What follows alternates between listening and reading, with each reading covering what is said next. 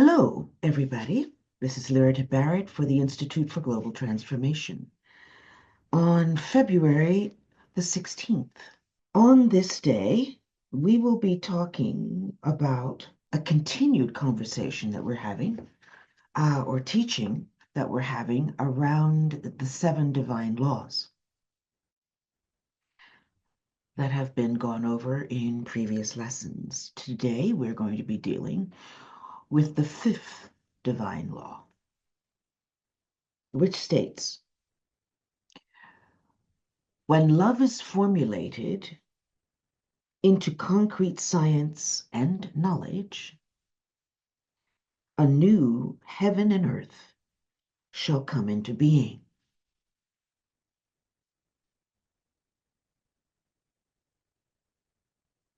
Let's just allow that divine law to resound in our being for a moment.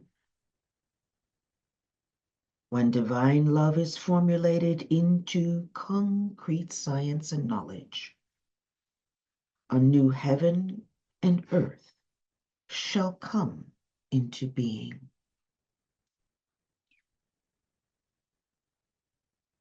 If you're a student of the wisdom, or if you are seeking to become a student of the wisdom,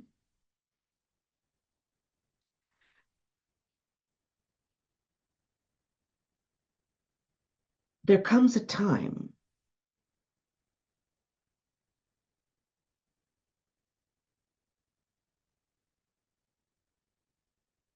when you live between two different worlds. If you've been working at it for a while, you live between two, you're bridging two different worlds. The world of ideas, of abstract reality, and the world of appearances, the world of phenomenal appearances.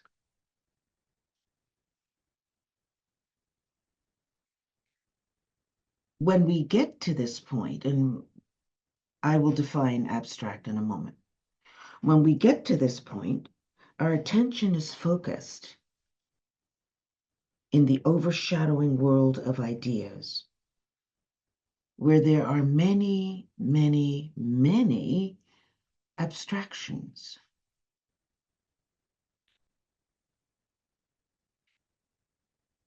There comes a time as we journey on the path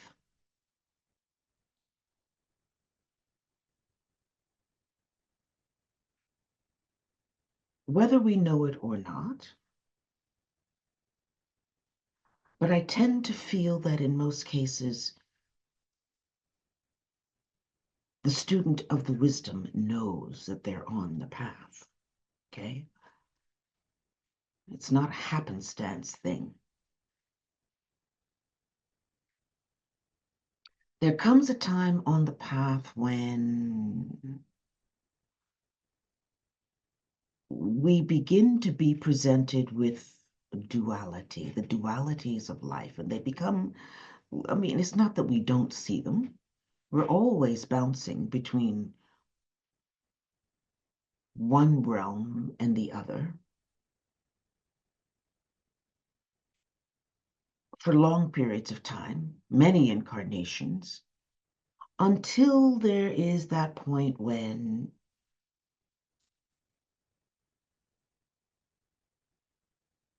there is a stronger connection with the overshadowing spiritual soul.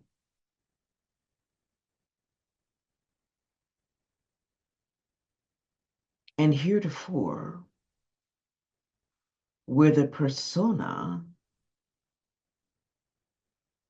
was always positive to the overshadowing spiritual soul, a transition occurs, and that of the overshadowing soul becomes causative or positive to the persona finally. until that happens, there's that constant bounce back and forth, again and again, between and within duality.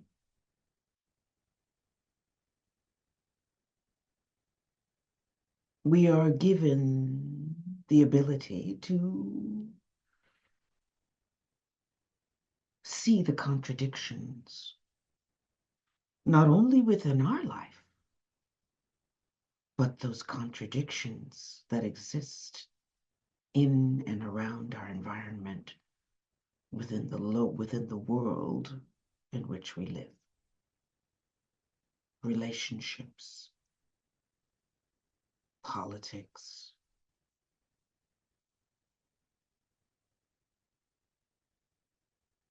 in all of the categories: finance, science, sociology, health, religion, spirituality.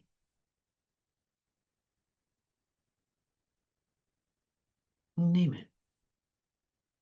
Government.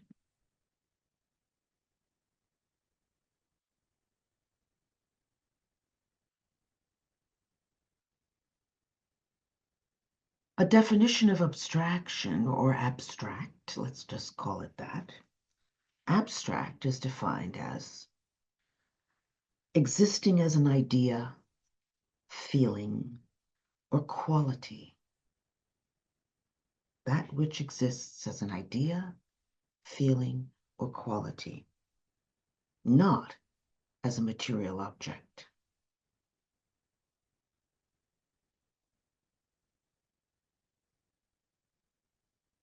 So between our abstract mind, wherein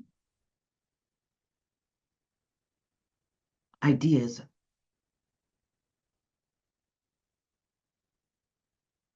are birthed, held, impressed upon the persona by the soul, within that abstract mind and the world of appearances within which we live, move, and have our being, we see contradictions everywhere. We get used to it.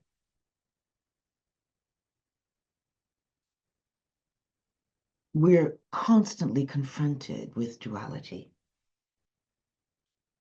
in which we live, even though we're working to establish that unified field of consciousness, or awareness, or focus, of positive or causative polarization within consciousness itself.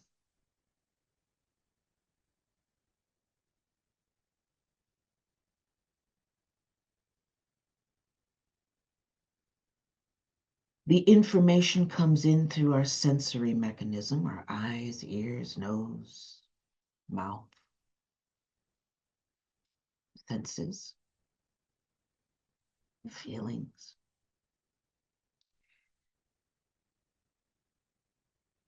That's how the information comes in. Yet, at this point in time, what we're dealing with, the vantage point from which we observe this, is still the vantage point of somebody who is seeking, who is either an aspirant, really, more so, I would believe, a probationer, disciple, working on the continuity of consciousness between the ideal and the expression of the persona in a day-to-day world.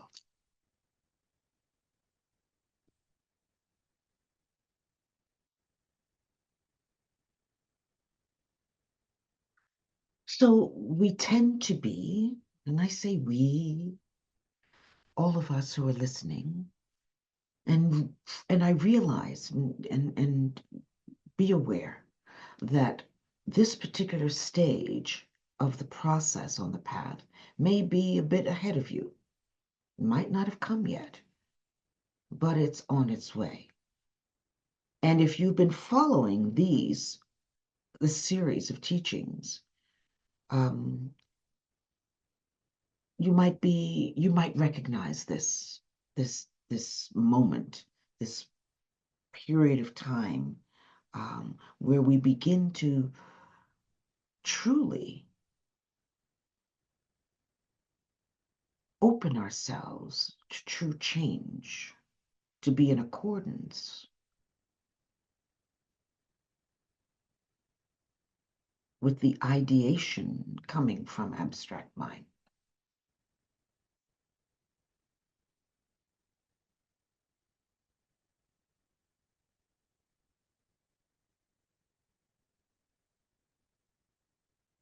We nevertheless seek the higher ideals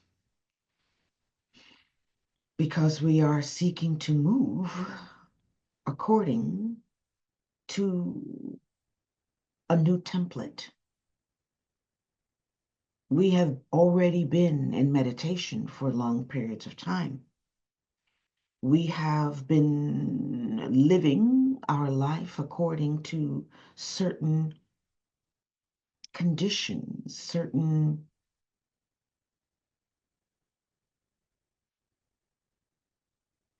ways of being that honor the spiritual focus that we have. We are working on inner disciplines. We are healing relationships. We are watching what comes out and off of our tongue, out of our mouth, off of our tongue. We are conscious of the importance of speech.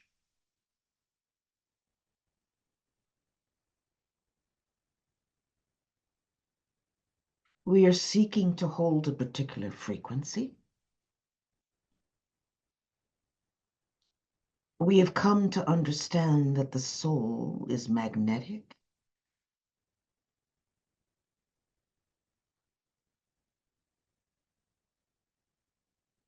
And radiant.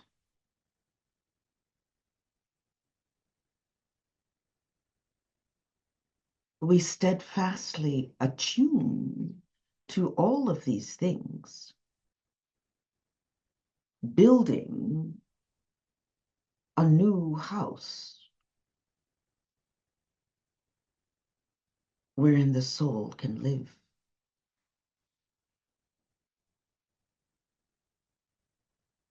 And be in absolute control of its vehicle, this instrument.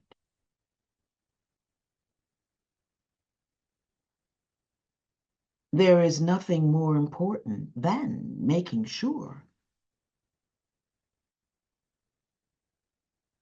that this instrument is controlled by our soul rather than the persona.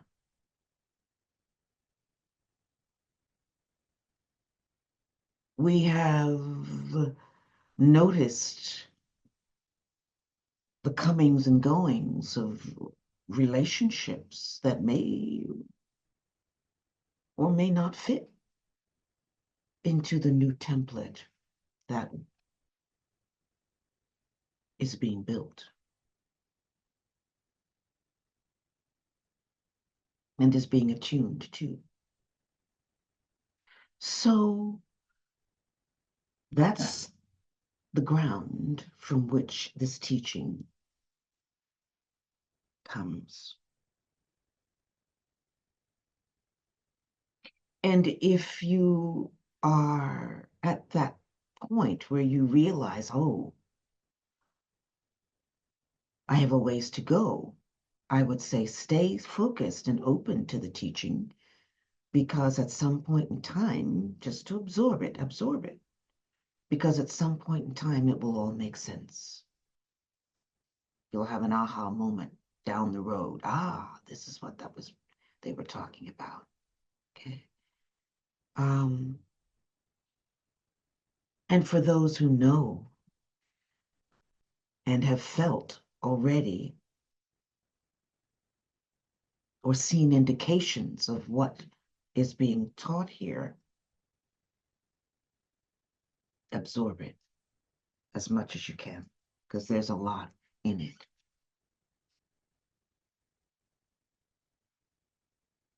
So we seek relentlessly the higher ideas holding the greatest truths. And to that extent, because of the bounce back and forth that is natural, the natural flow, that's the way we learn, it's the way we evolve.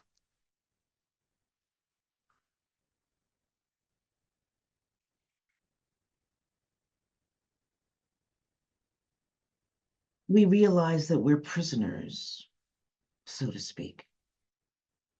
We're prisoners caught between the pairs of opposites.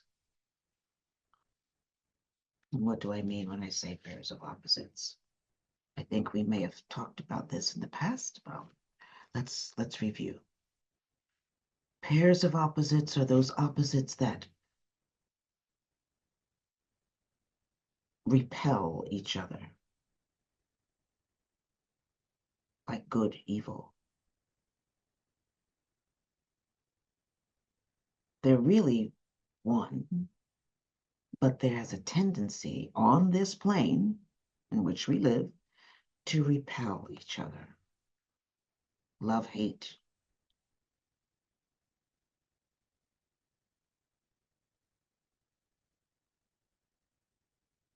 Right, wrong, up, down, you name it. There's a tendency, like two magnets that are of the same polarization, they repel each other. Our task, when faced with the pairs of opposites, and by the way, pairs of opposites are also the way in which humanity learns. We learn through experiencing the pairs of opposites. We come at later stages of our awareness of and consciousness on the path, we come to realize that the pairs of opposites must be rectified in order for us to evolve, grow, develop. We must be able to work with every pair of opposite that presents itself, look at it, find the lesson in it, find what needs to be rectified. What is that tension? Find out what that is, and make that pair of the pair of opposites, make them polar opposites instead. What's the difference? Polar opposites are those energies that, like two opposing magnets,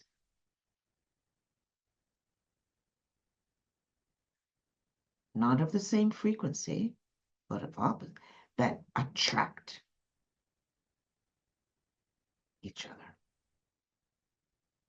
So we want to make that which is brewing as a lesson, we want to work with that lesson, understand it, find out how to repair it, work with it, and the result of that, the ability to attune pairs of opposites, is always through meditation, one, and to realize that you will find the resolution for pairs of opposites not within the same frequency as the pair of opposites. It always has to happen, that the resolution is always on a much higher level.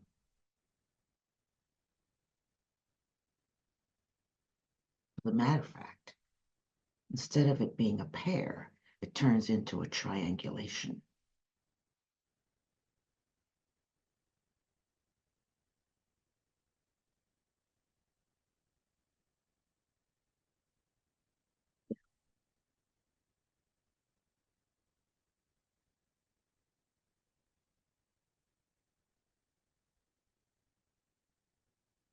Yeah.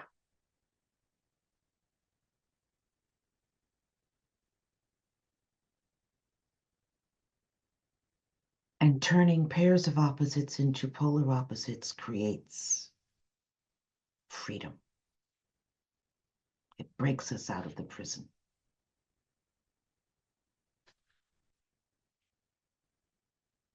So,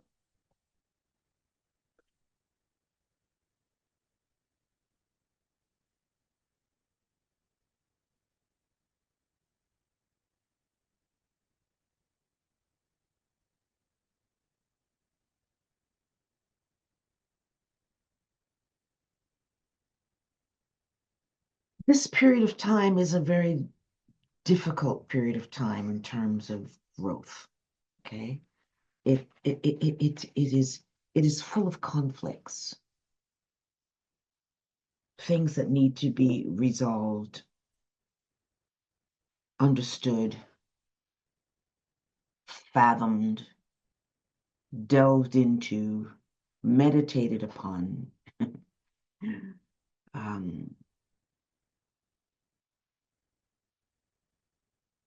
yes, it's a very deep process that we go through in this transitional shift, because students are trying to shift from one set of values to another.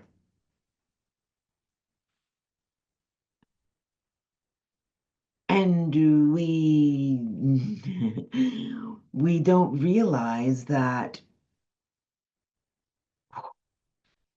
the energies are very strong today. We don't realize that we have lived many, many lifetimes, many times in particular ways. We've gotten used to certain things from incarnation to incarnation to incarnation.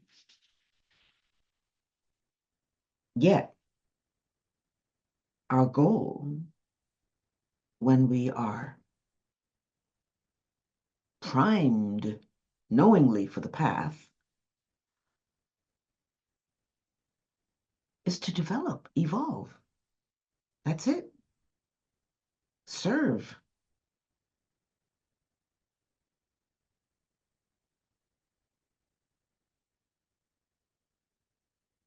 Create a stronger relationship between the indwelling consciousness and the overshadowing soul.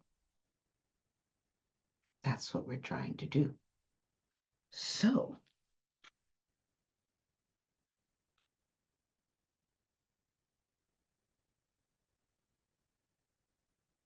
many times it's difficult, right?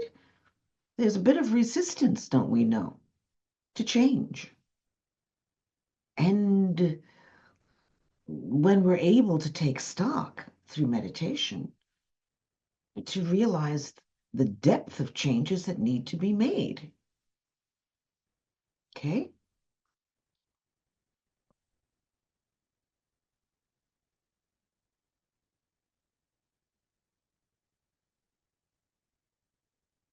But we move nevertheless.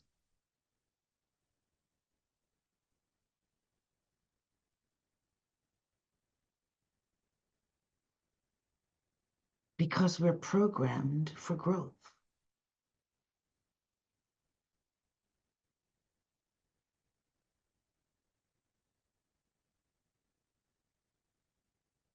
And at some point in time, the overshadowing soul, from this is dealing with again many incarnations, where the persona has been in charge.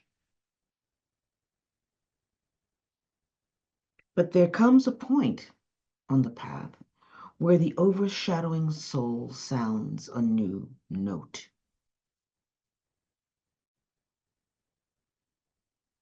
And the incarnate consciousness, that indwelling consciousness within,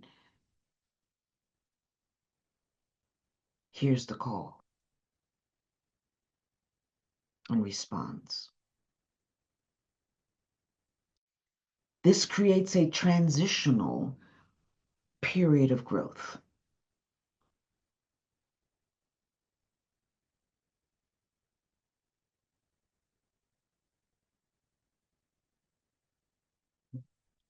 This is what calls us to the path, really, right?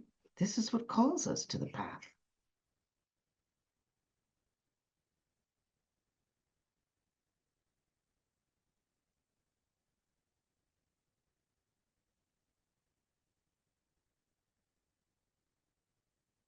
And as we are called from that path, there are points in the movement where we have no idea where we're going.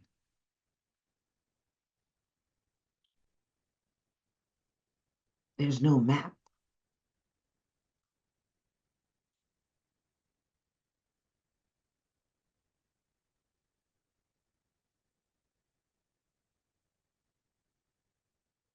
It is a self-directed movement in seeming darkness because we're in, at the time, like a void. They're bridgeways, they're gulfs, so to speak, that must be crossed in absolute darkness without any sense whatsoever as to direction.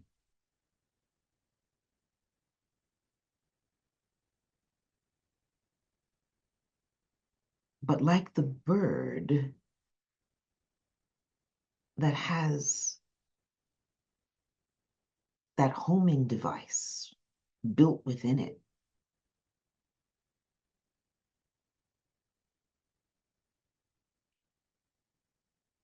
if we focus inward and trust the impulse or that sense of direction, that sense of yes, no, yes, yes, that that's our that is it's a gift, it's a mystery, it's a wonder, but it is our inner GPS, which guides us across the bridgeway into new territory.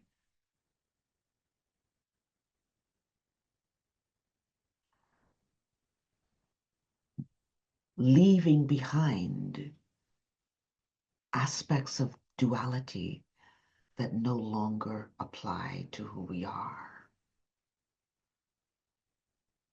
Aspects of life, aspects of ways of being and thinking, moves us into a completely different territory. Okay.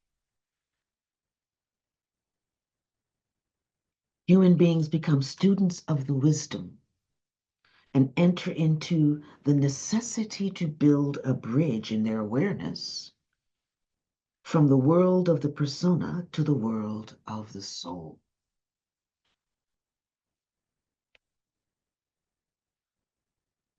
Every step they take away from that which is known must be taken directly into the unknown. we literally cross a void, a gap within our own being between the incarnate focus, the indwelling focus of personality, consciousness, and that of the overshadowing focus of soul consciousness. So this particular lesson, lesson number 5, which represents the aspect of Ray 5, which deals with concrete knowledge and science,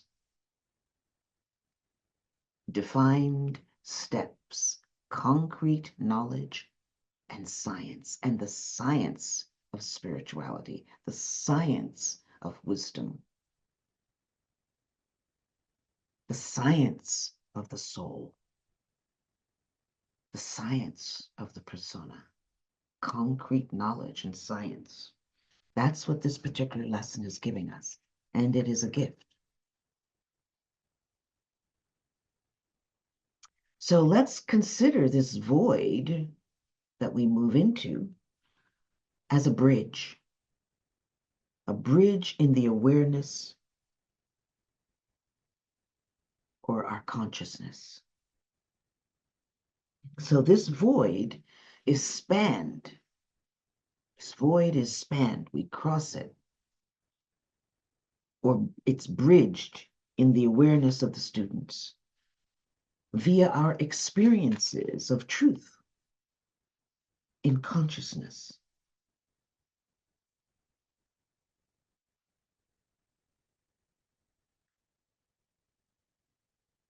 So whatever it is we realize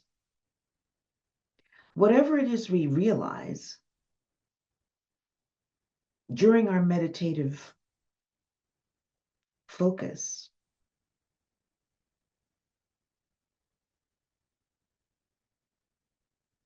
whatever we are impressed with in our meditative focus must be brought down and anchored and precipitated into our brain awareness so that it becomes habitual in our lives. We are responsible for being a perfect reflection of the soul.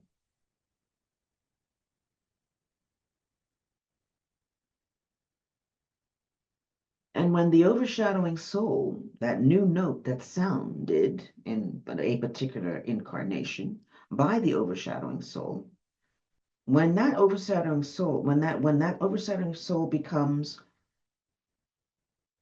positive to the persona,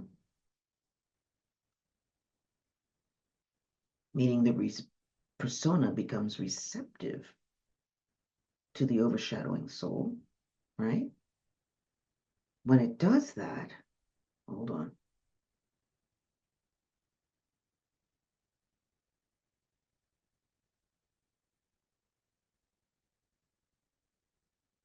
That means that we are being impressed with new information when in our meditative state. It is our responsibility and duty to anchor that in our lives, in time and space.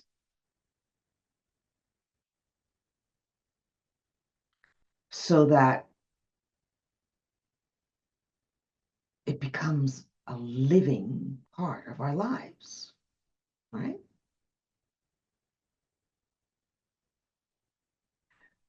We are not responsible for theoretical spiritual knowledge, okay? That's not what we're here to be. We're not here to read something, and just because we've read it, we think we know it, okay? That's not what we're here to do. This isn't about theory. Spirituality is about embodiment.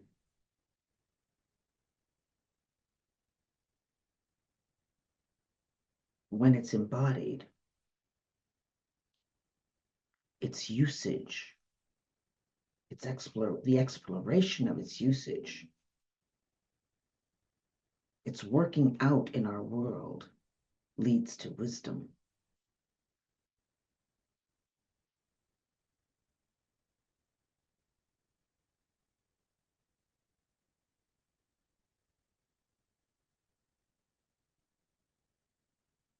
So we bring it down, we receive it in meditation, we bring it down, we embody it, and it works out into physical appearance. It's reflected in our relationships. It changes who we are, what we do, how we do, what we say, how we think, our deeds, our actions. And all of this is done with the energy of love at its core. Because the soul is love.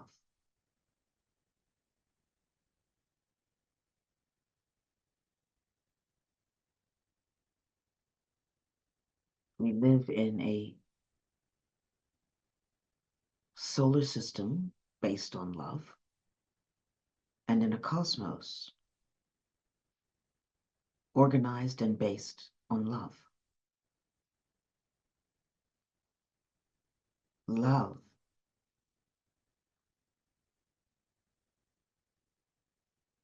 is the source of all things. It's the core of all things, even the most egregious things that one can possibly think about. Underneath, deep inside, there is an aspect of something that is love. So that which we understand as real within the abstract mind, okay, within the overshadowing, must become actuality in our lives, time and space.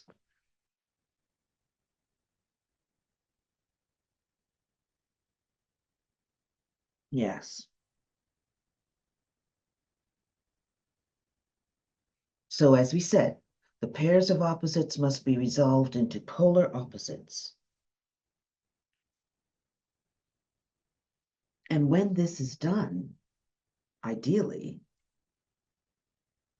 they must reflect the divine plan. Okay, that energy must reflect the divine plan. That contradiction between idea and appearance has to be eliminated.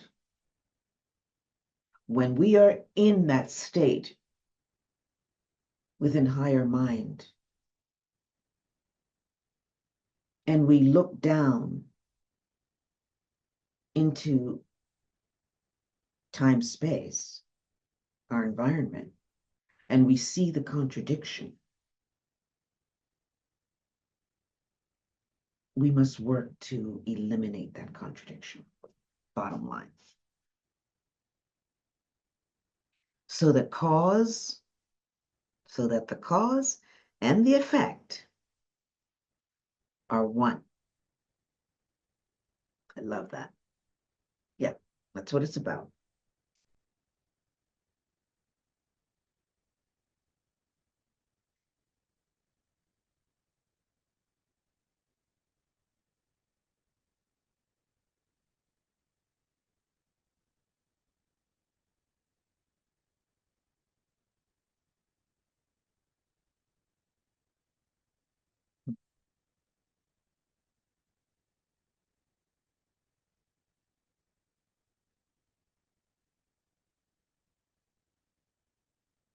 So it's a precarious situation in a way for us who reach this marker in the road on the path on the spiritual within the spiritual journey itself. It's somewhat precarious because we are always seeing and experiencing that aspect of being in the sublime, the idea, where the energy is pure, love is palpable, and we keep swinging back into the opposite in time space.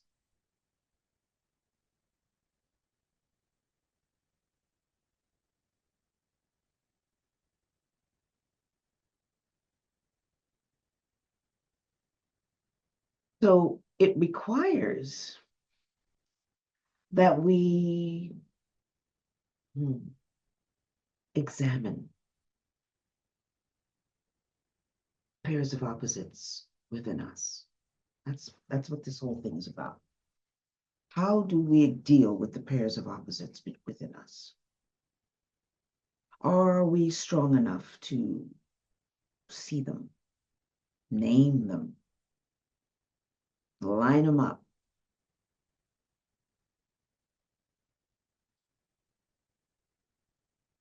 and eliminate them? And eliminating means shifting the energy, redeeming that energy so that it becomes polar opposites. They attract, not separate. Repel, not repel. So, an example of this, a person might be one who goes into the meditation and is completely attracted to the energy of truth.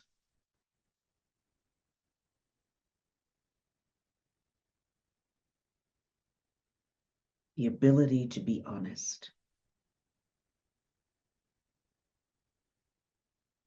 Yet when they look into their daily life, they might find that they're working in a world that demands that they lie, or that they just do lie more easily than they tell the truth. How does one span that gulf? How does one span that gulf? There's some who might see the contradiction and just give up. I can't change it. This is just who I am. You can't teach an old dog new tricks.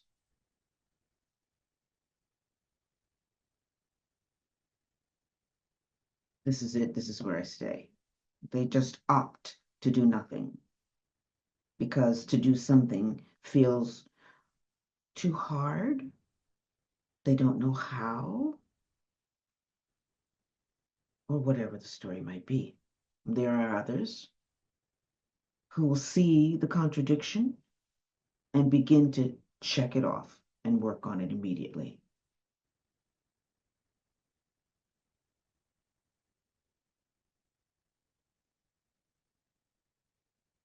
I guarantee you,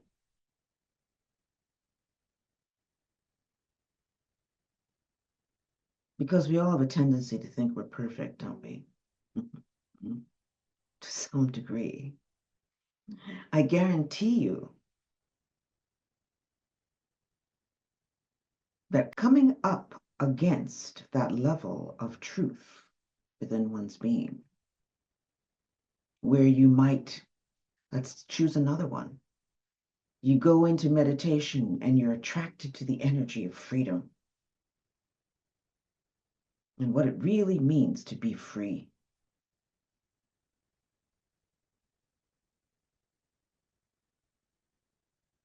In all relationships, the ability to be free becomes the highest pinnacle. Yet, in real life, You might be possessive, jealous. The complete opposite of freedom for in your relationship, and maybe with your things. You may not want people to touch your things. It's the opposite of freedom. And God forbid they get in front of your relationship or inside of a relationship between you. Been there, done that. Okay? So, again, you see the contradiction? You see, that's the polar opposite right there. Possessiveness, freedom, jealousy, mine, freedom. What's mine is mine, and yet I seek freedom in the higher realms. I admire freedom, the ability to, the ability, even the ability to stand strong in the face of challenge, political persuasions,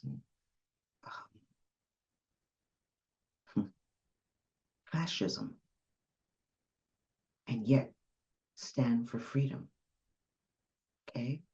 So there are a lot of things that are going on right now for all of us to be dealing with within as to who we are and where we stand and what it actually means. We can't say, I love this and this is what I represent, but do nothing to support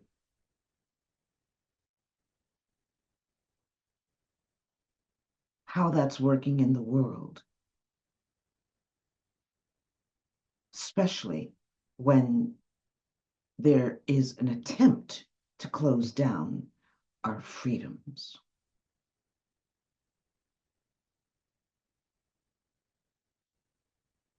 We can't be comfortable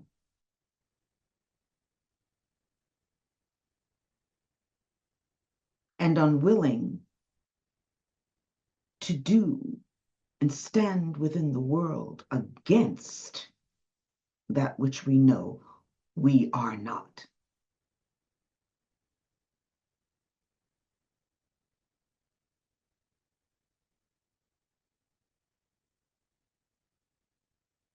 This is a come to Jesus moment for a whole swath of humanity.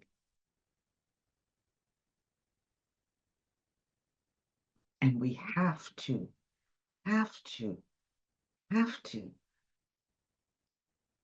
work on it. Otherwise, we are giving up, and in a whole incarnation of humanity will be held to task for feeling or not knowing their power. That's it. For not knowing their power. We have and hold the power to change the course of things right now. We don't let it wait and get to the point where, no. We stop it right here and now.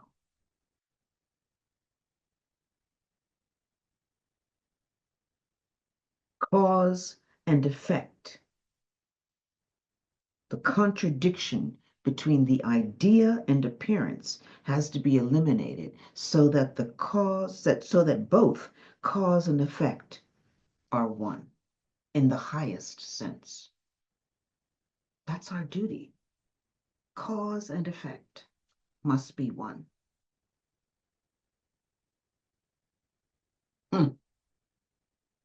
Yeah.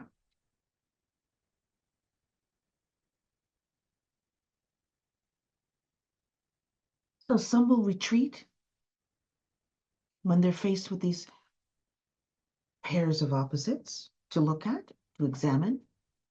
When we are forced to cross that occult bridge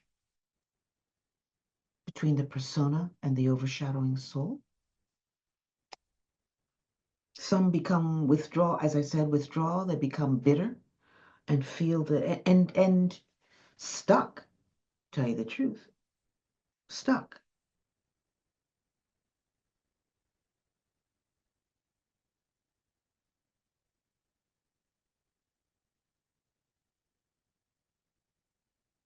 Some withdraw from humanity altogether because they can't stand to see the contradictions within themselves and those and the cause and effect. They cannot stand to watch the cause and effect contradiction. And this or that is the way of imprisonment, greater imprisonment, shutting yourself down. The way of liberation is to pick it up and say, aha, this is what this is. Here's a pair of opposites that I need to handle. Let me get on it. And the ability to move forward, the ability to take on the task of inner self-development through an examination of our pairs of opposites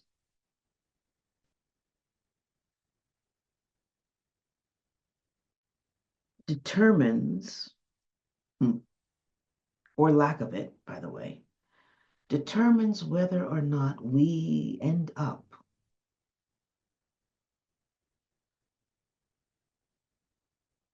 on one of the forked paths.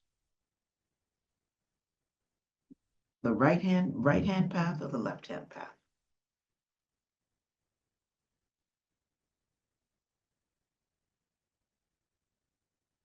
Surprisingly, but it's true.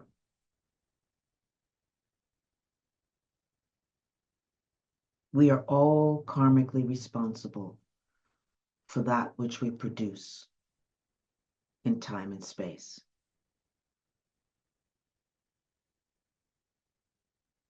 We're responsible for that which we manifest in physical substance.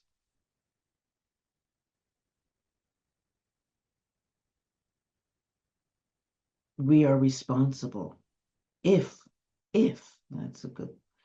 we're responsible to the divine plan and to divine love and light for humanity.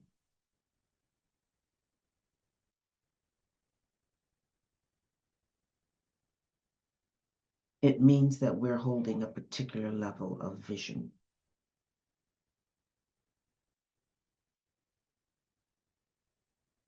And our willingness to do the work is part of our service karma to humanity. Because as we clean up and as we redeem that substance, that means that that energy is freed.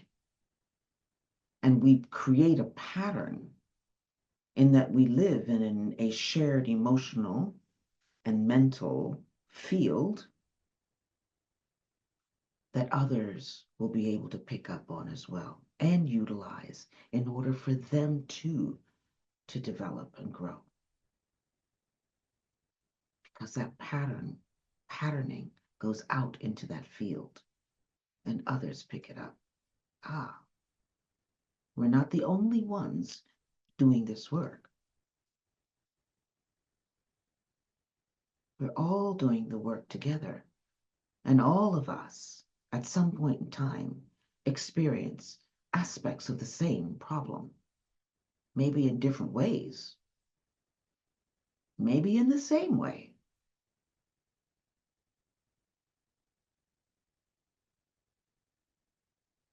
A problem, an issue, remember, is not ours solely.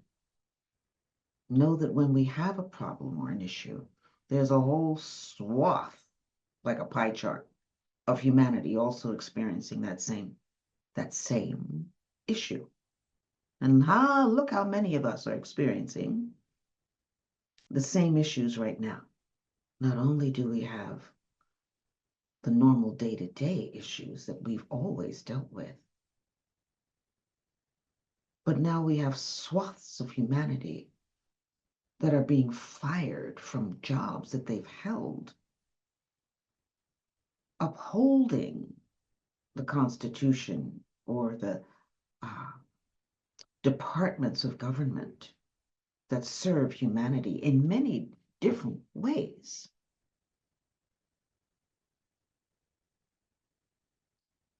Departments are being deleted. So we have referred to that process of spanning that void as occult bridge building. That's what it is. It's known as occult bridge building. And it is a technique to be used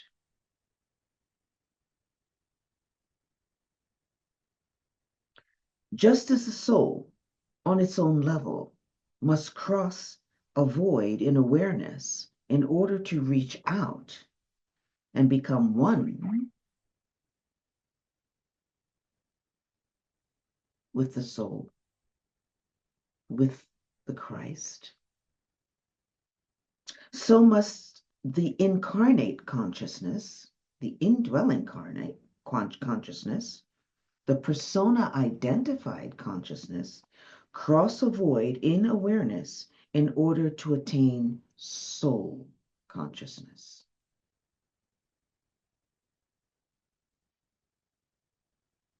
And it is a void in awareness, which is why the occult bridge must be built.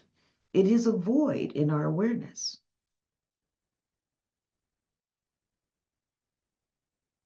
There's a void between the persona, indwelling persona consciousness, and the overshadowing soul consciousness.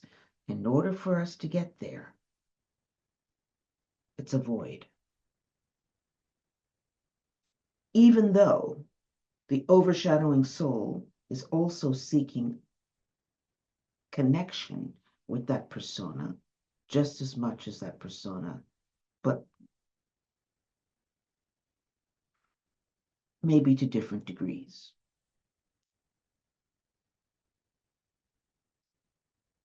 There's a space within that is void of light, devoid of light, which must be bridged in awareness by the marriage of these polar opposites. So each of these polar opposites, as we seek to find that higher resolution point,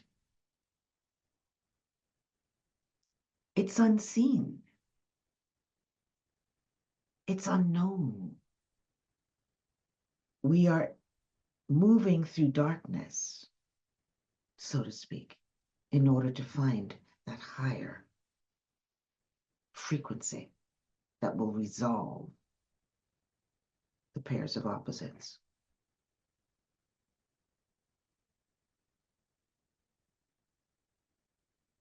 So the persona, we already know, the persona identified incarnating consciousness is polarized in the lower concrete mind. Lower concrete mind is that of what we call the throat center.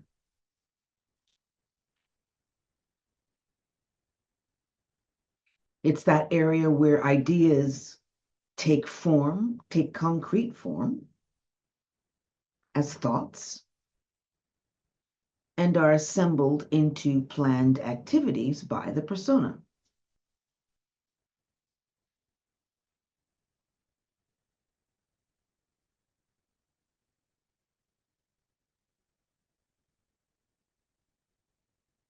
So the individual in the brain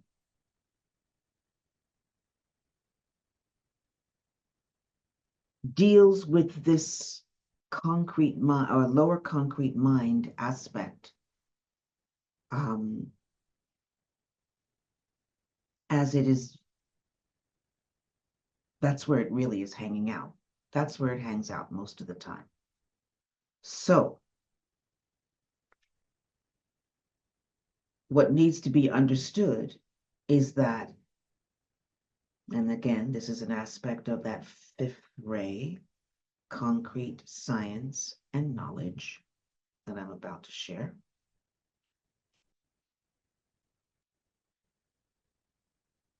So we have the lower concrete mind, the throat center. We have higher mind. We have the soul. We have the monad. 7 octaves above the frequency of abstract mind, the spiritual soul overshadows the incarnating consciousness, 7 octaves above the abstract mind.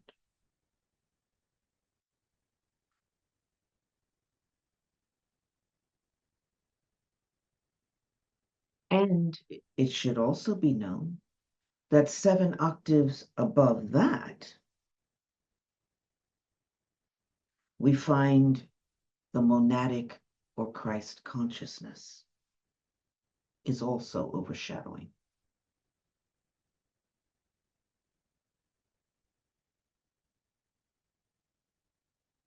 And it is in the heart of what's known as divine mind. Okay? So,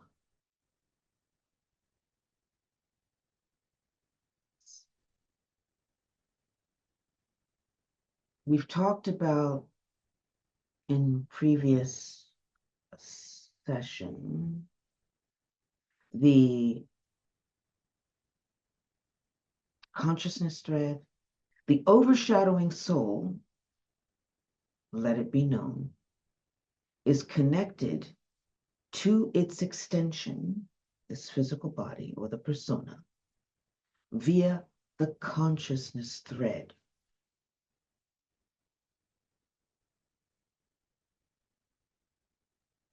There's no awareness of this connection until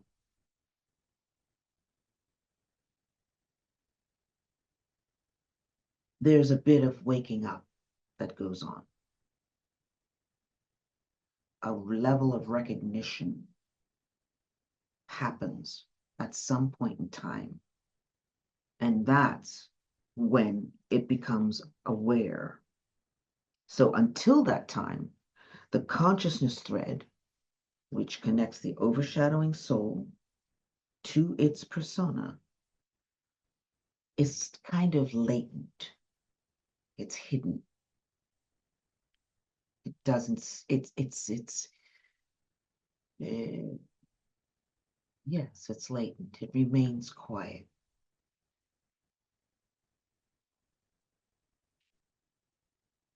It's inactive between the soul and the persona. So that abstract mind through which the thread passes is a dark void, since it requires the light of consciousness or awareness to activate any frequency of mental substance. It's very key. Told you, a lot of nuances in this lesson. This is why for many, many, many incarnations, the persona can be positive to the overshadowing soul. The overshadowing soul does not take note of the persona until this activity begins to happen. Okay?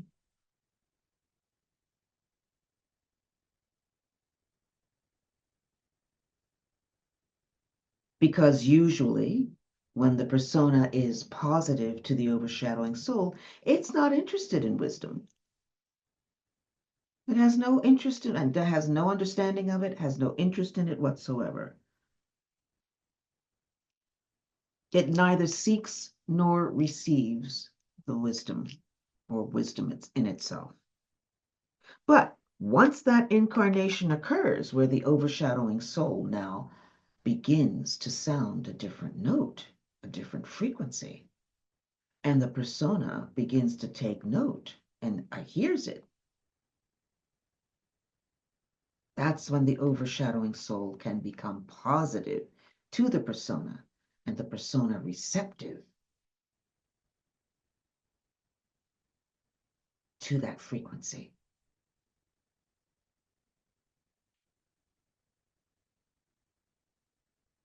That is a period of time when the consciousness has arrived at that stage of full self-consciousness. Then the overshadowing soul sounds that new note, becomes positive to the persona,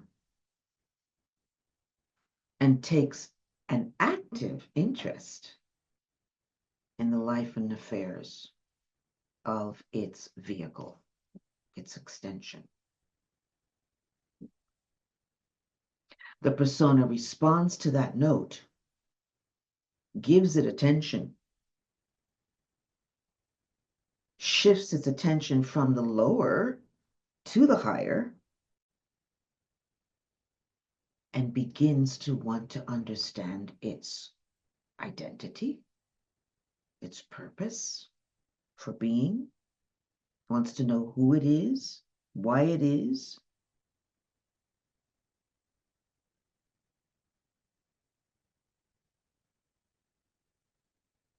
And that all through that little consciousness thread.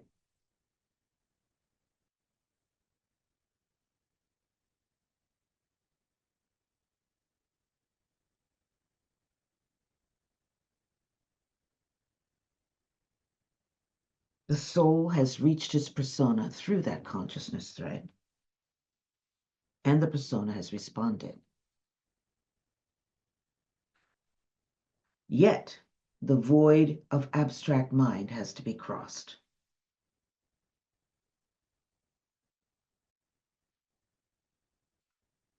But this activity sets up a courtship between overshadowing soul, persona, and the persona. The overshadowing soul begins to seek to attract the persona in every way.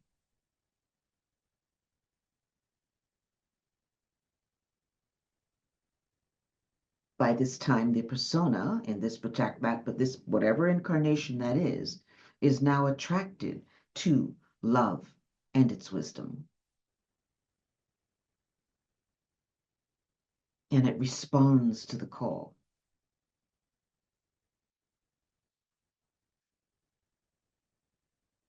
Via divine creativity or intelligence.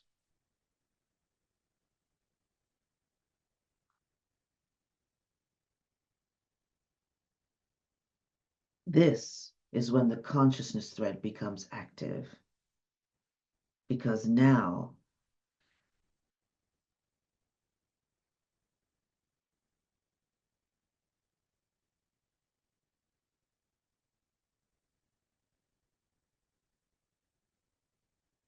the work of the polar opposite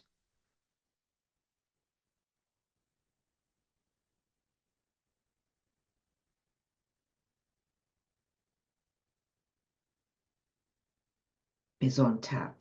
The work of the polar opposite is on tap. Okay? Pairs of opposites, we're working on that, shifting that. So the energy of polar opposites become attuned to one another and finally at one.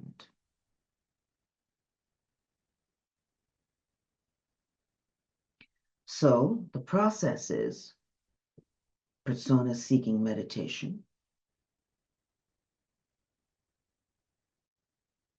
the soul distilling its wisdom, its concepts of truth, its divine solutions to problems, bit by bit. All of these are passed down to the persona through the consciousness thread, which begins to vibrate with light, the light of awareness.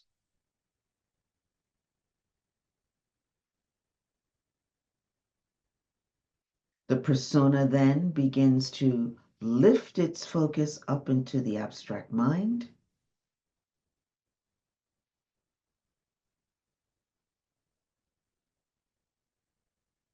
and embody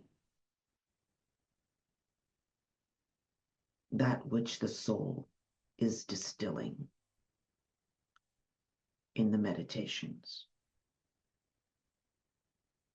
That embodiment works out in its life, in the life and affairs of the persona,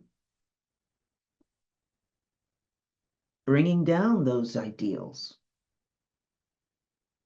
higher ideals, which it has held so much aspiration for.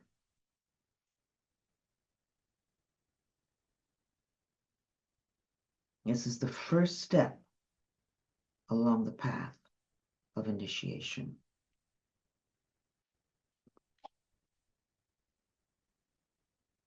And it brings one to a major, major choice. As with every initiation, there's a major choice. This particular choice, which happens around the third initiation. This is the third initiation. They're calling it the first. This is the first one where the brain is on tap. The brain knows that initiation is taking place. The choice will be between the right-hand path and the left-hand path. That happens at the third initiation.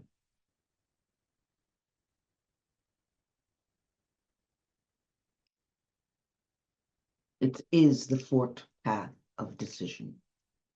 The first step along the path of initiation has been taken. A point of crisis has been achieved at last, and the persona must make a major choice. The choice will be concerned with the right or the left-hand path.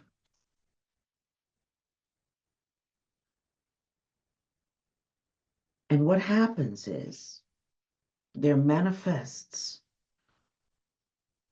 in the path of the personality an opportunity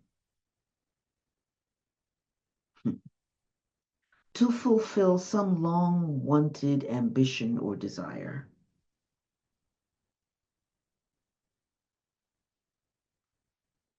That can only be fulfilled at the expense of some acquired principle on the spiritual path or ideal that one has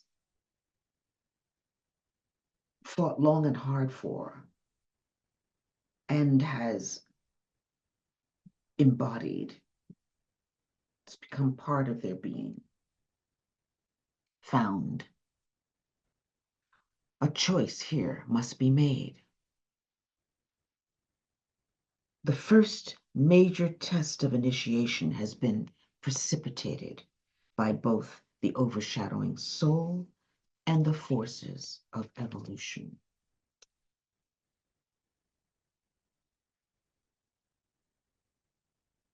Many are not ready to take this step. And they return to the path of experience, which means they step away from that initiation and go back into the path of experience to come through the cycle all over again and be presented with that test. in a new way, which can take lifetimes.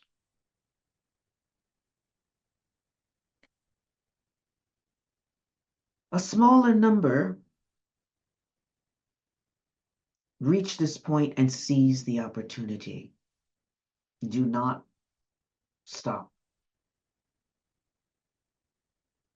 They pass through that first door with flying colors.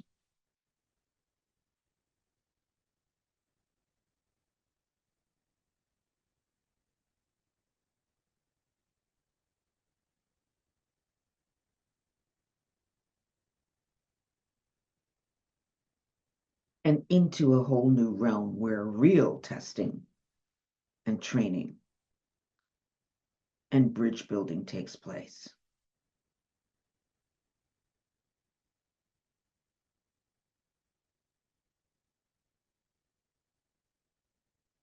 So what we are seeing is that the minute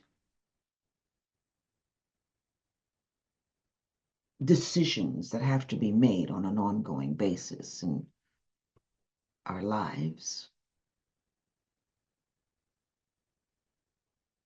is really practicum for this major decision that one experiences after some time on the path when the overshadowing soul decides, this is that incarnation where we can connect.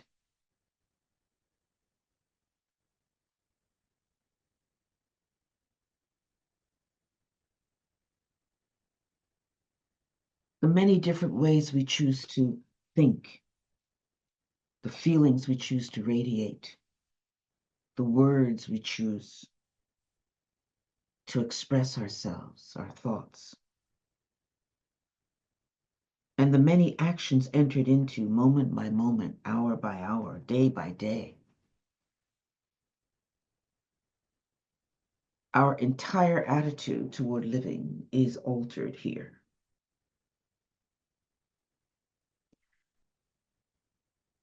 And our lives can undergo a tremendous and major change.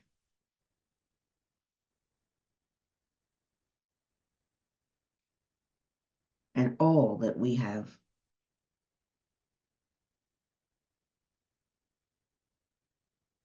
banked, all that we have learned, all that we have acquired, all that we have worked for,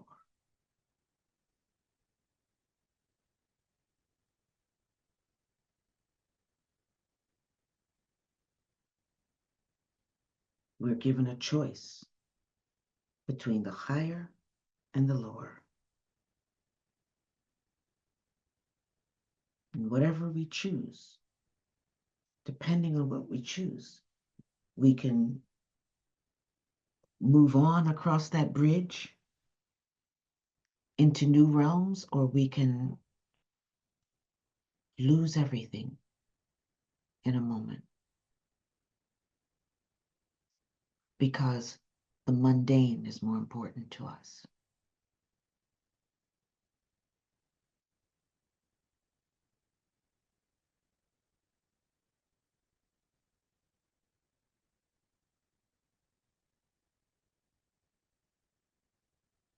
So this whole thing of understanding and working with our abstract mind in meditation becomes really, really, really, and paying attention to the abstract mind, becoming aware of how to think abstractly.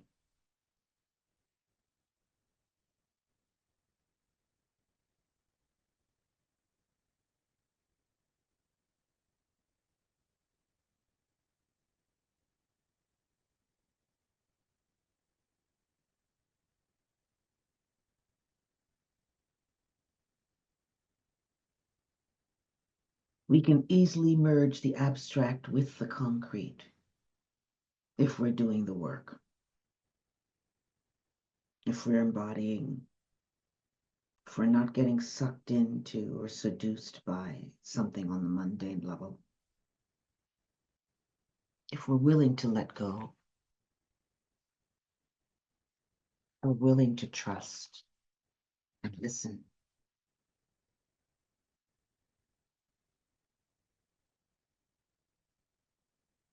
So how do we learn to think abstractly in concrete form?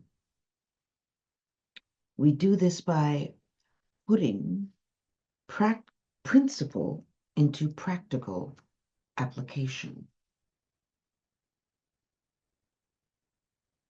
We do this by relating truth to experience, relating reality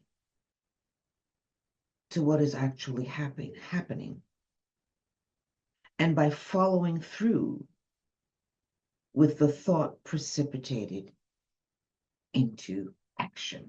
And that in itself is the technique in word form. But we're going to practice it together.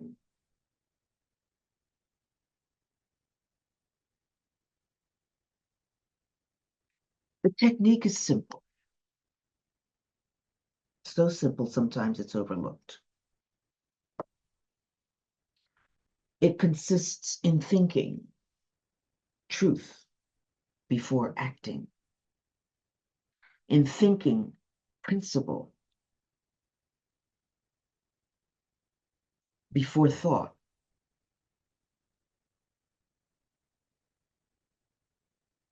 The technique is that pause in spiritual awareness that permits the translation of wisdom into knowledge of truth, into technique to take place. It's the discipline of the mind to attend to the wisdom of the soul rather than the impulses and automatic responses that we experience within the form nature itself.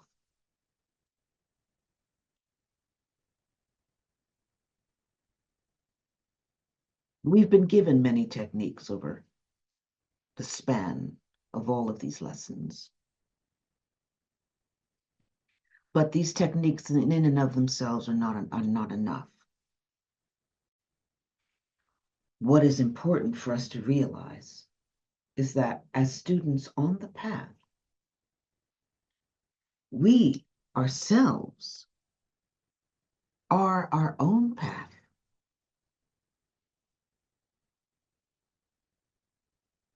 Our own teachers, even our own enemy.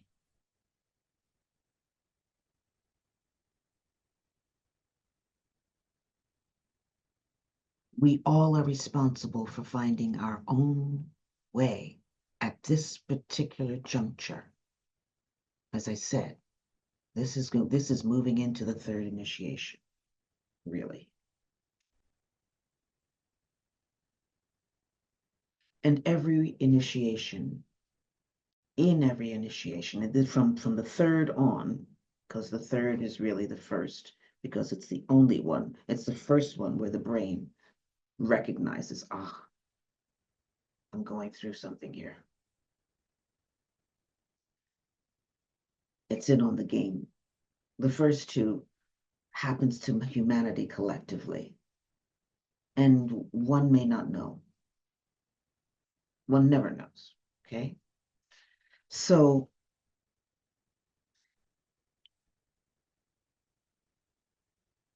we're responsible for finding our own way. We're responsible for finding our own, realizing what our issues are and working on our own problems.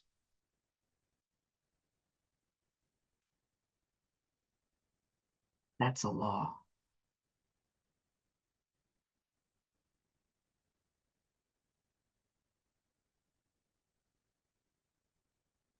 So whenever we come upon something that seems so big, so unusual, that we cannot seem to find our way out of it or through it, know that that is the time that we have to move into our vertical alignment, that wisdom that we have relationship with, and allow that wisdom to be translated into a technique that we can use as a means of spiritual embodiment.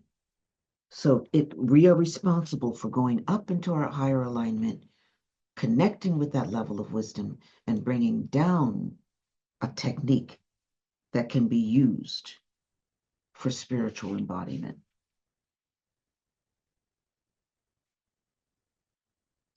An example is given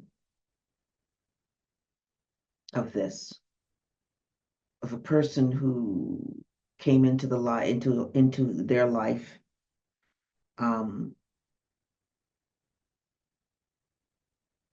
realized, a sincere student, and realized that pride was one of their weaknesses. So much so, and so much pride, that it almost destroyed major aspects of his life. He was sincere in his studentship and really wanted to find a way to deal with pride so that he could tackle it in this lifetime and get rid of it once and for all, redeem that energy.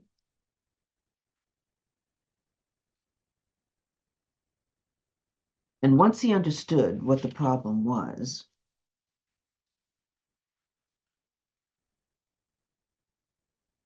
he began to figure out a way to help deflate that pride. How could he do that?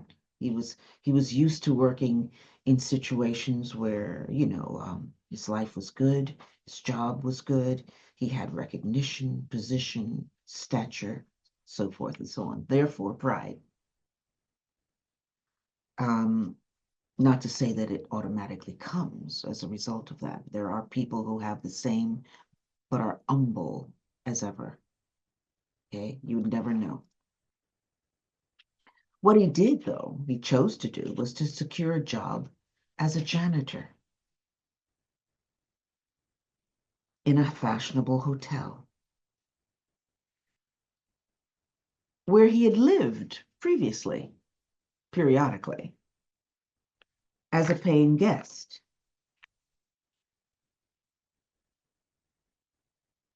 And there he worked. And he didn't hide the fact that he was janitoring. And through that, he learned humility.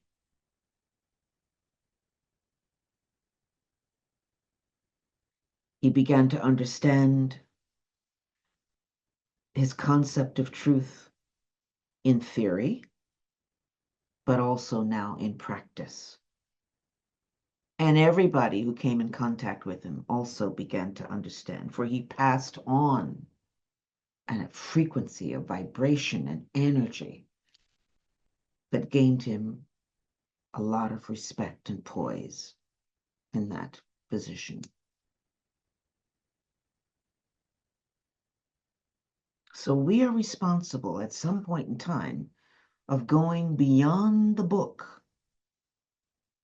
that we read, going beyond the audio that we listen to or the YouTubes that we focus on, and finding and teaching ourselves, ordering our own life.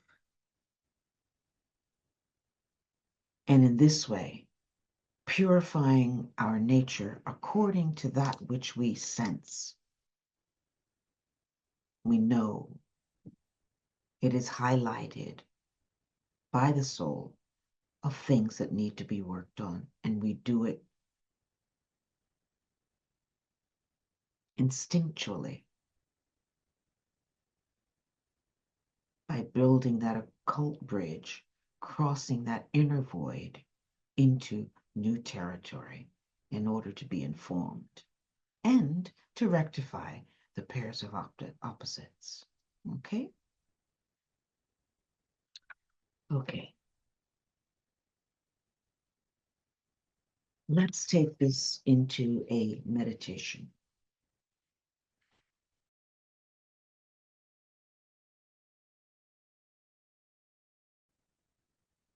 Prepare for meditation.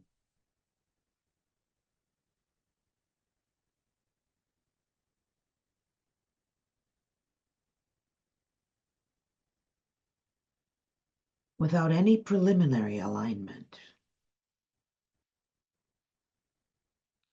Focus in the cave, in the head, 2 inches behind the eyes, seeing that cave as a tiny golden sun in the center of your head.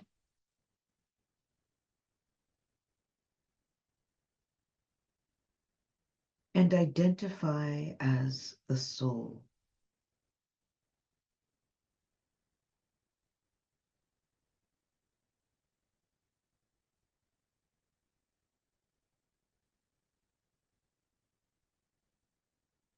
As the soul in the cave, align upwards with the overshadowing truth.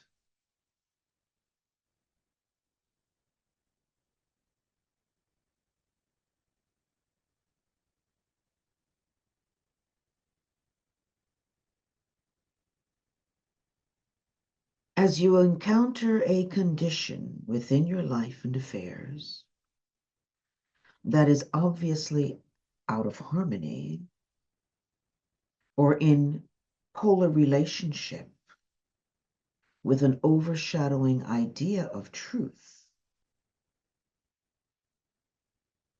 as the soul in the cave,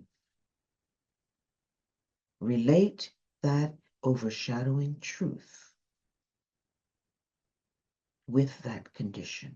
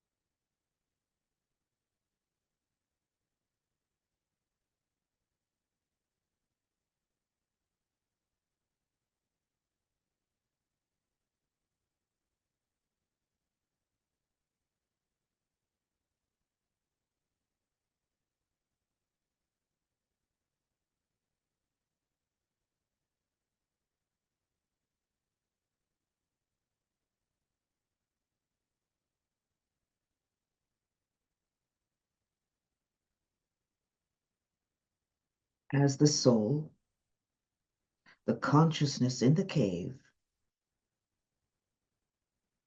bring that embodied condition of appearance in the world of affairs into at one-ment with that idea of truth.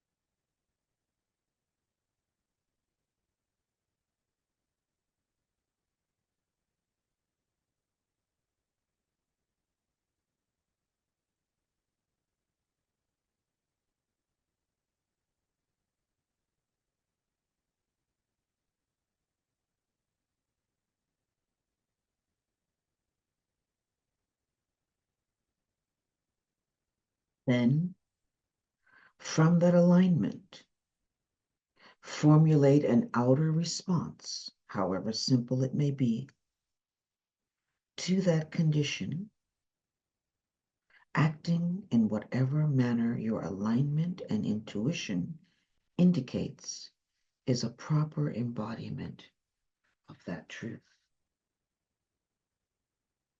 thereby modeling for the portion of humanity involved, or just the life and affairs of the world which is there at that time.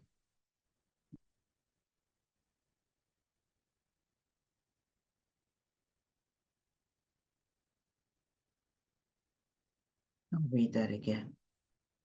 Then, from that alignment, formulate an outer response, however simple it may be, to that condition,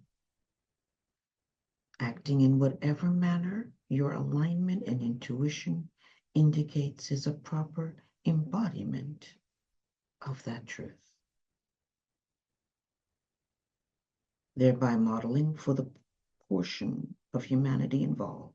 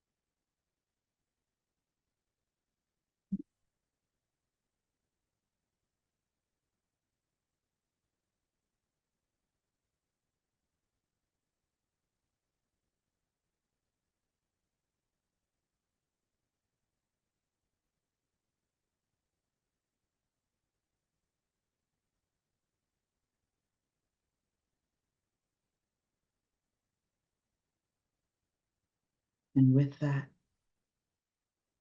take a deep breath. And as you release it, relax the attention and return to normal focus.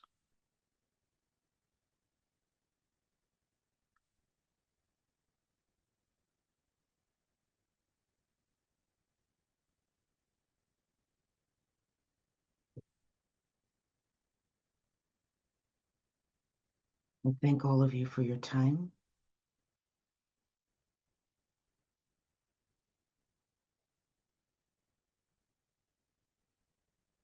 Let us radiate this energy that we have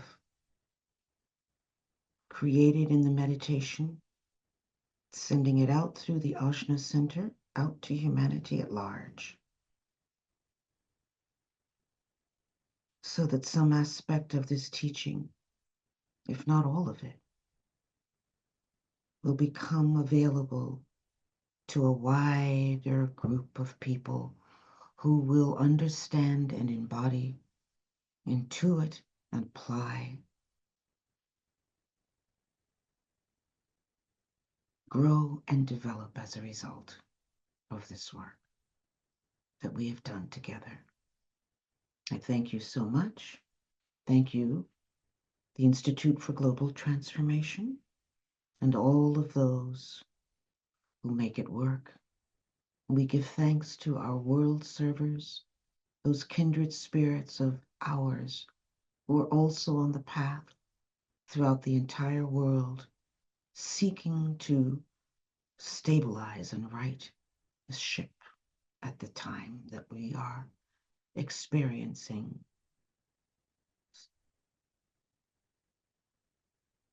the implosion of the Piscean Age. Okay?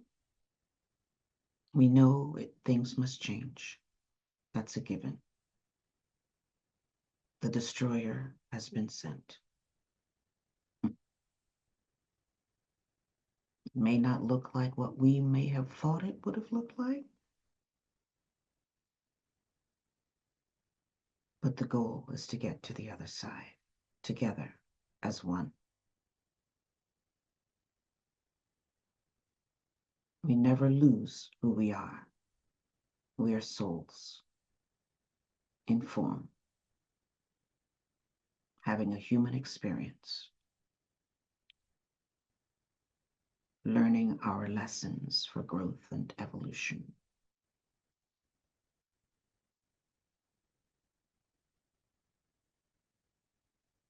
We are a unified field, a group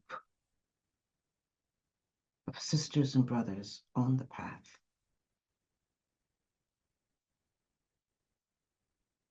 Who know better. This is the time where we stand as one.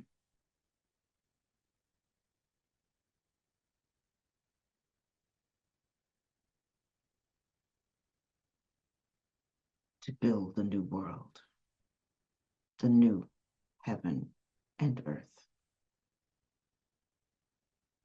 So mote it be, in divine law and order.